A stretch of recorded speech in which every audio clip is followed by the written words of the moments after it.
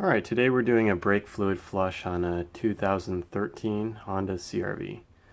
This procedure should be the same for all of the 4th gen CRVs, so that's 2012 and up, as well as most Honda vehicles in general. Alright, here's a quick look at some of the stuff we're going to need for the brake fluid change. We got some PPE here. DOT3 brake fluid, DOT3 or DOT4 will work just fine. Do not get DOT5, which is silicone based. That is not compatible with the brakes. So DOT3 or DOT4, just fine. An empty container. This is an old Gatorade bottle with a hole drilled in the top, and then I've got some clear vinyl tubing. I believe this is 3/16 ID. Hopefully that fits. Brake cleaner. You're going to need a 10mm wrench and this high-tech device, turkey baster. I'll show you what we're going to use that for in a second. So I've got the car jacked up on all four corners now, and usually the first thing I like to do is take my brake cleaner and clean off the area around the bleeder valve. So here's the caliper, and the bleeder valve is here. You can see there's a little rubber cap on it, so I'm just going to kind of focus on that area and get that area a little bit clean first.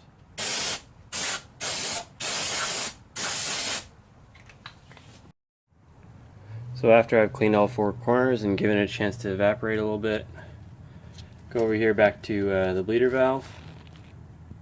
So we can get that to focus a little bit. And I'll take some rust release penetrant spray, something like PB Blast. That'll do the same thing, and just take a little bit right by the base of the threads. Doesn't take a whole lot, and this is not really a requirement, just something I like to do just in case it's seized on there. Everything comes off just a little bit more easily that way. Okay, so we're up in the engine bay now while we're letting that rust penetrant kind of sit in. Looks like we're going to have to remove some trim here. So this weather stripping just kind of pops right up. Get that out of the way. And I believe this trim piece just kind of pops up as well.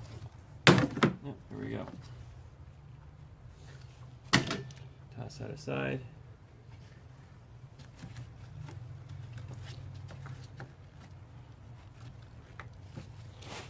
And I'll have some paper towels here.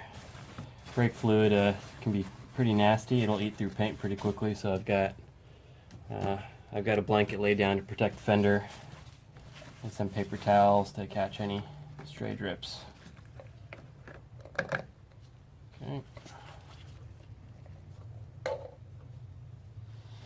And then there's like a little mesh screen here. Shake that out. Put it on the side. And the fluid actually doesn't look too bad, but we're going to take our turkey baster. So we'll take our turkey baster and an old jug, and we'll just kind of suck up as much of this as we can. And this also isn't really a requirement, but I like to do this just to get out as much of the dirty stuff as possible, instead of pushing it through the lines.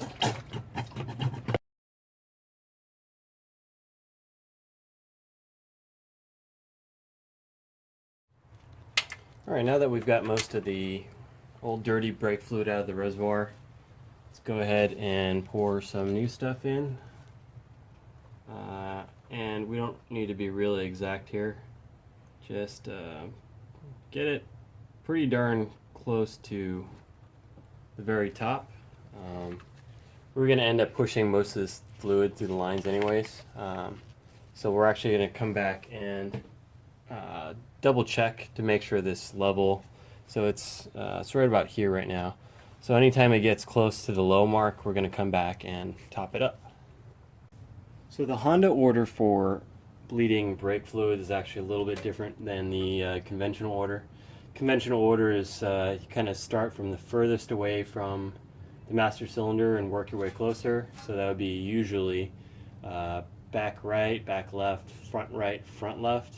The Honda order, for the CRVs at least, I'm not sure about the other vehicles, it's starting on the front left corner actually, and then you work your way clockwise around the vehicle. So front left, front right, rear left. So we're going to start with the front left here. So the bleeder valve is right here. So you just take the little rubber cap off. And then what I typically like to do is take the box end of the wrench and make sure I can crack it loose first. And I can. Snug it back up. And then here's where we take our empty bottle and tubing. Hopefully this fits.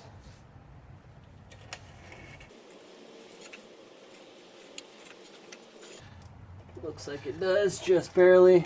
So this is 3/16 ID vinyl tubing. If I were to buy it specifically for this vehicle, I'd probably get the 1/4" ID instead. Either will work just fine. So now that our hose is on, take the open end of the wrench. And it doesn't really take much. You really only got to crack it about 1/4 turn or so. And the tube kind of wants to twist it back closed. So I'll leave it like that. And now the nice thing about the one-person method that I'm showing you here is basically once this is open, you can go back in the car, which I'll do in a second, and just pump the pedal probably a dozen or so times, 10 to 20 times. And the thing that I'm going to be checking for, I'll come out to take a look periodically, is to see what color the fluid is and make sure there aren't any bubbles coming out. So it's going to start out this kind of dark amber color, and as soon as it turns kind of a clear color, I'll know that my clean fluid has worked its way through the system, through my lines, and it's coming out here. So I'm going to keep on pumping the brakes now until I see clear fluid come out. There we go.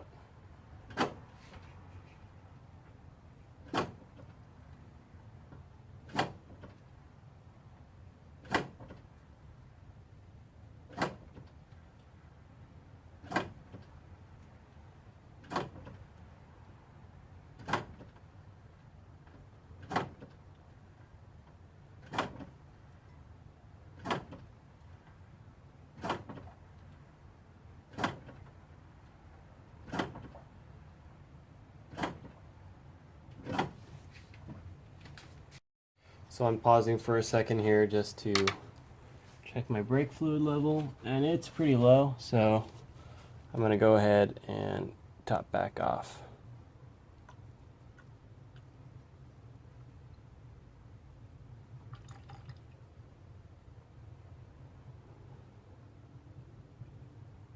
So I'm back up at the max mark, and I'll go back to bleeding the front left.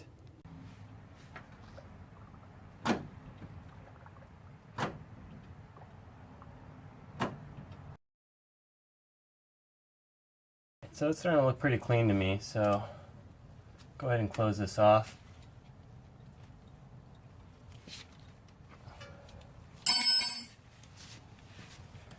And take my tubing off.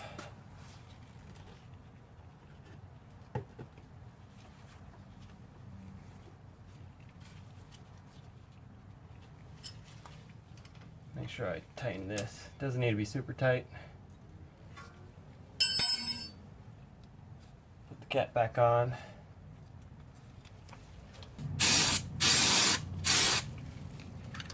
And we're done with this corner. So we'll move on to the front right. Alright, so now this is corner number 2, front right. And I just went and topped up the brake fluid reservoir, so I know that's good.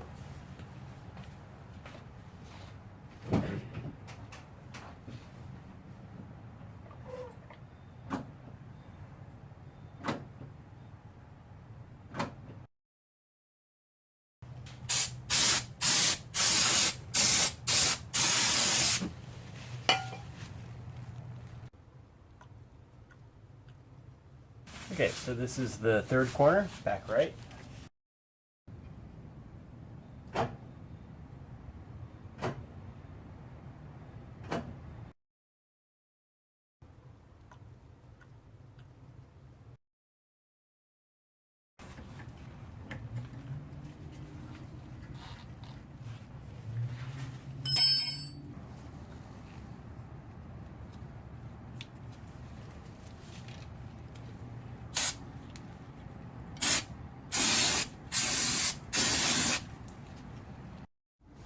Okay, so now we're on our last corner, back left.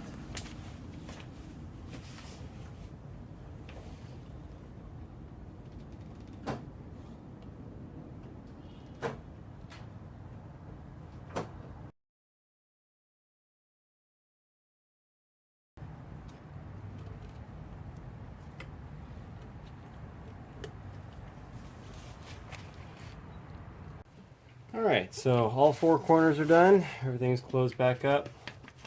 Last thing for the day is top back up with fluid.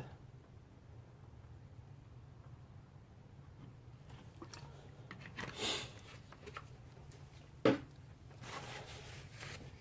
forget to put the little mesh filter back on. Grab your cap. Goes back up.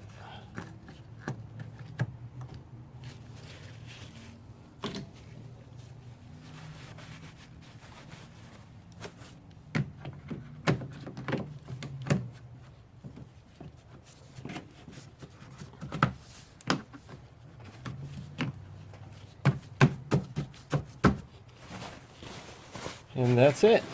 We are done for the day.